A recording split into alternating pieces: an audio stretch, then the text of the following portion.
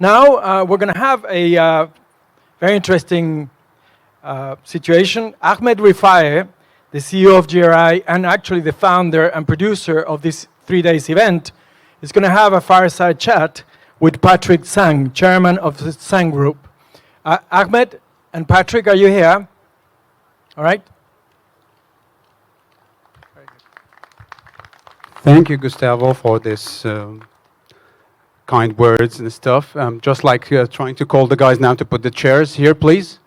And I would like to welcome Mr. Patrick Tsang. Here is your mic, please. We're going to have a 10 minutes side talk with... we can stand, or the chairs are getting ready, so we can even have a seat as well. So you can start by introducing yourself first. Okay. Good evening, everyone. Thank you, Ahmed. Thank you to the organizers, Goldfinger. Very happy to be here. My name is Patrick Tsang. I'm the chairman of Tsangs Group. We're a fourth-generation single-family office based out of Hong Kong. We make innovation technology investments globally. We're agnostic. We have some investments also in crypto and blockchain. We invest in venture companies, and then we take the companies public in Hong Kong and also in the US.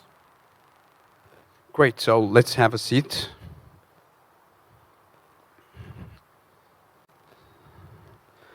So just let me first start by putting my... brings me luck. So, Great. So now Tsang, as a family office, and especially as based out of Hong Kong, and you come from a very deep-rooted Chinese heritage and stuff.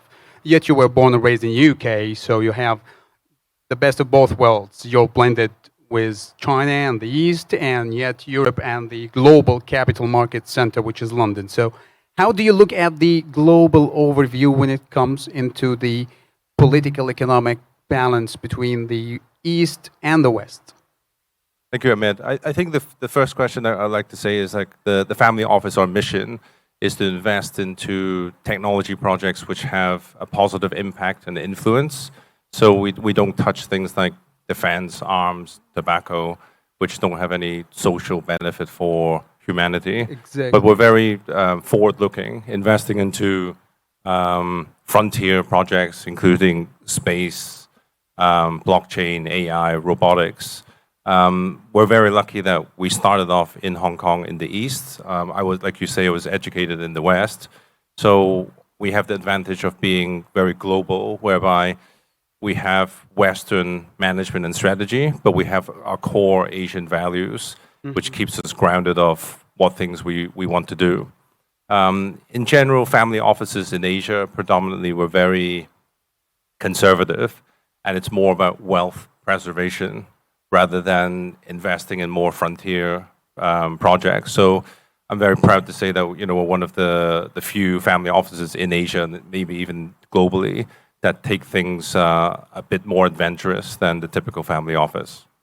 Great. So this from the philosophy of the family office when we speak about that, but let me take it much more narrower or deeper.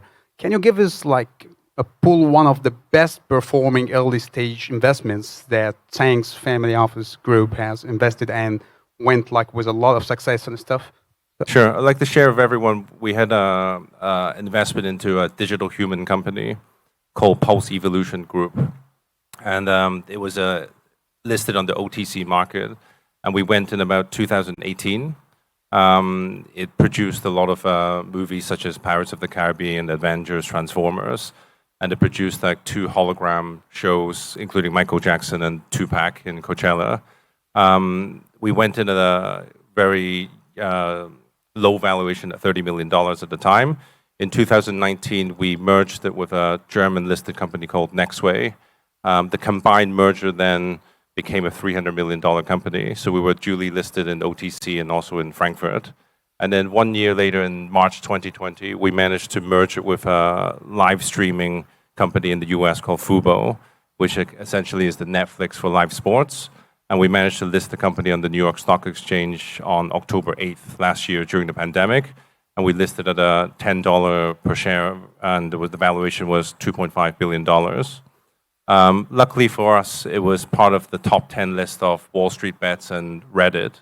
The share price went up to $62 in December last year, achieving a $9 billion valuation. So we managed to exit about 300x in 2 years. So that was probably our best investment to date. Great, great, great. That's quite impressive, actually. And I think people are quite interested to know, like, especially when it comes to family offices, and especially as your family office that you're leading and chairing right now, a fourth generation, one of the largest that I know of. But do you currently invest into cryptocurrencies, or how do family offices look at cryptocurrencies? Because a lot of people, they come to crypto, and not a lot of family offices are so aware or sophisticated, or they don't even touch this kind of investment. So do you have it among your portfolios, or how do you look at it? So cryptocurrency and blockchain we're very interested in. We've actually been in the space since 2015. Obviously, we hold and trade some on crypto. I think the stats are something like this. I think right now, 15% of all family offices globally have invested or some kind of exposure in blockchain and crypto. And 45% of family offices want to have exposure in blockchain and crypto.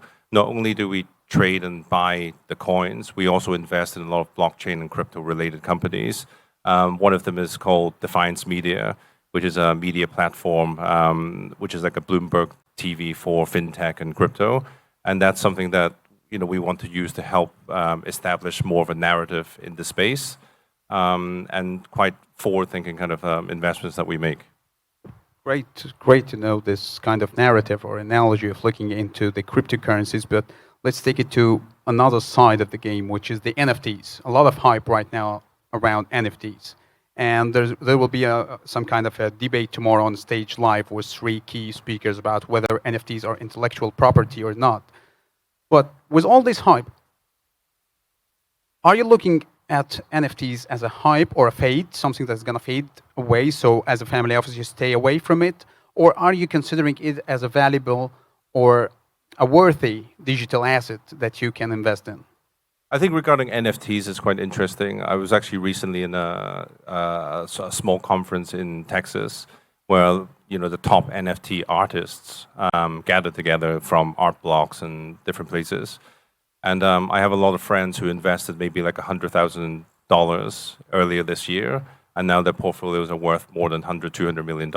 We have Sotheby's, Christie's, all over NFTs. So from the Western perspective, there's a lot of NFT collectors for the digital art, and that's very different from the Asian mindset. For example, in Japan, Korea, the NFTs is the way that the mentality of the investors are very different. They're not as art appreciative in terms of collecting, but they're collecting in terms of, are they attached to some kind of brand or pop star or celebrity, and it's a little bit like collecting baseball cards. So obviously the Asian mindset is a lot more fanatical and addictive in terms of collecting. So the mindset is very different. So we have exposure in NFTs already, and it's a little bit like Bitcoin, I don't know, 3, 4, 5 years ago, where people are still thinking, is it a scam? Is it a hype? I believe that you might not appreciate NFT in the way that you appreciate Picasso or Van Gogh, but there is a small minority of people which is growing. I think there's something like 18,000 unique wallets in collecting this kind of art, and a lot of people hold multiple wallets, which shows you that the market is actually very small. And I think since 2020, the NFT market has gone up like 80x in terms of the market share. And I think this trend will continue to go up. So it's definitely a space for people to explore in. I think one of the, warnings I would have for everyone is like, the market is still not very liquid. So in terms of the collecting, the investment, the thesis of the increase in value is great, but can you actually sell the NFT tomorrow is a question. So that's something that we all have to be quite wary of. Yeah, so it's the liquidity issue. I think this is a tip for you, Rob. So where is Rob? Oh, here he is. So because Goldfinger, the host of the Kickoff Soiree here, they have their own token and the NFTs as well. So I think this might be of interest to them to consider the liquidity issues and all this kind of stuff. So thank you so much, Patrick. I think this was quite an interesting discussion to look into the family offices, especially Asian Chinese ones, and how they look into the emerging tech, crypto, and NFTs. Thank you Thank for you, Ahmed. Goldfinger Thank for you, hosting us Disrupted as well. 2021. Thank you.